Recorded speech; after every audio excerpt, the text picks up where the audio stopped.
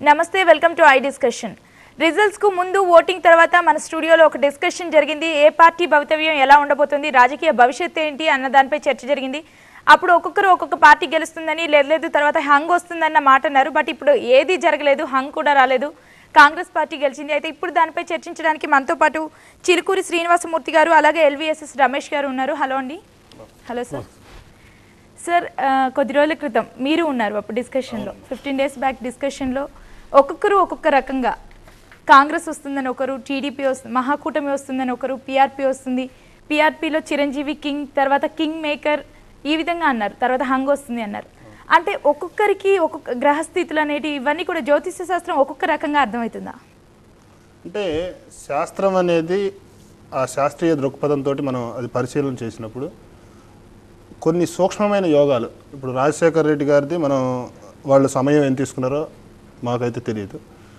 మేము రీసెర్చ్ చేసి అనాలిసిస్ చేసి 2004 ఎలక్షన్స్ దగ్గర నుంచి కూడా అప్పుడు కొన్ని పొలిటికల్ ఇవి మేము చెప్పినవన్నీ కూడా సక్సెస్ఫుల్గా అయ్యాయి ఈ రోజున ఆయన డేట్ ఆఫ్ బర్త్ వచ్చి 8/7/1949 అంటే ఆయన చార్ట్ వచ్చేసి ఈ విధంగా ఉంటుందన్నమాట ఆ సమయం వచ్చేసి రాత్రి 8 గంటల 1 నిమిషం అంటే మీకు 1 నిమిషం 2 నిమిషాలు ఇప్పుడు ఈ అలాగే మీకు పుట్టుకలో ఇప్పుడు మన జననాలు వచ్చేసరికి ట్విన్స్లోనే డిఫరెన్సెస్ ఉంటాయి అంటే ఆ అయనాంశ తీసుకొని లోకల్ మీన్ టైము సిడీరియల్ టైం ఇవన్నీ కూడా తీసుకుని దాన్ని పరిశీలన చేసి time correction is more important in horoscopes so this is divine science అంటే రాజశేఖర్ రెడ్డి అభివృద్ధి మంత్రం కన్నా జాతక బలమే ఎక్కువ పనిచేసిందంటారా ఇప్పుడు రాజశేఖర్ రెడ్డి గారు జాతకాలు హోమాలు పూజలు ఏమి చేయకుండా ఆయనకున్నటువంటి జ్యోతిష యోగమే ఫలించింది అందువల్ల కొంతమందికి రెమెడీస్ అవసరం అవుతాయి కొంతమందికి ఏంటంటే ఆ జాతకంలో ఉన్న యోగాన్ని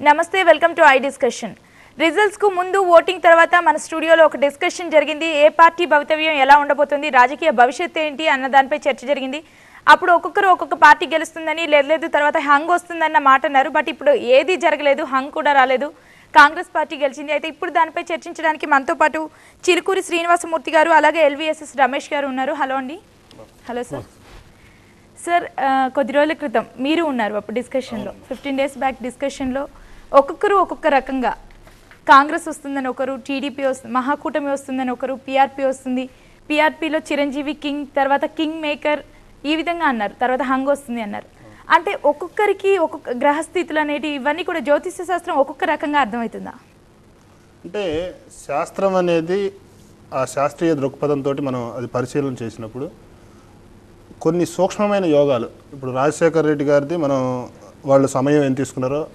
మాకైతే తెలియదు మేము రీసెర్చ్ చేసి అనాలిసిస్ చేసి 2004 ఎలక్షన్స్ దగ్గర నుంచి కూడా అప్పుడు కొన్ని పొలిటికల్ ఇవి మేము చెప్పినవన్నీ కూడా సక్సెస్ఫుల్గా అయ్యాయి ఈ రోజున ఆయన డేట్ ఆఫ్ బర్త్ వచ్చి 8/7/1949 అంటే ఆయన చార్ట్ వచ్చేసి ఈ విధంగా ఉంటుందన్నమాట ఆ సమయం వచ్చేసి రాత్రి 8 గంటల 1 నిమిషం అంటే మీకు 1 నిమిషం 2 నిమిషాలు ఇప్పుడు ఈ అలాగే మీకు పుట్టుకలో ఇప్పుడు మన జననాలు వచ్చేసరికి ట్విన్స్లోనే డిఫరెన్సెస్ ఉంటాయి అంటే ఆ అయనాంశ తీసుకొని లోకల్ మీన్ టైము సిడీరియల్ టైం ఇవన్నీ కూడా తీసుకుని దాన్ని పరిశీలన చేసి time correction is more important in horoscopes so this is divine science అంటే రాజశేఖర్ రెడ్డి అభివృద్ధి మంత్రం కన్నా జాతక బలమే ఎక్కువ పనిచేసిందంటారా ఇప్పుడు రాజశేఖర్ రెడ్డి గారు జాతకాలు హోమాలు పూజలు ఏమి చేయకుండా ఆయనకున్నటువంటి జ్యోతిష యోగమే ఫలించింది అందువల్ల కొంతమందికి రెమెడీస్ అవసరం అవుతాయి కొంతమందికి ఏంటంటే ఆ జాతకంలో ఉన్న యోగాన్ని బట్టి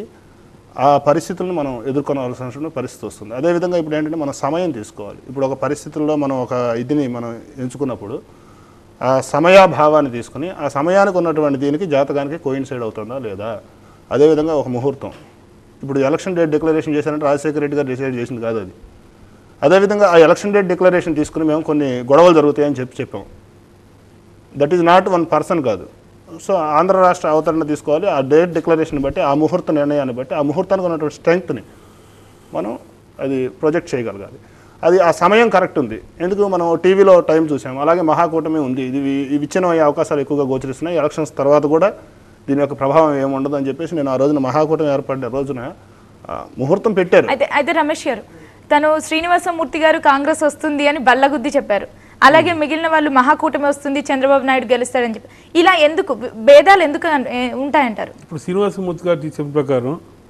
ముహూర్తం అనేది జాతకాన్ని కంప్లీట్గా పరిశీలిస్తే కానీ చెప్పడం పద్ధతి, కానీ ప్రతి క్షణంలో కూడా ఒక చిన్న తేడా ఉంటుంది. సో క్షుణ్ణంగా చెప్పిన జాతకం 190% ఖచ్చితంగా అవుతాయని మా నమ్మకం.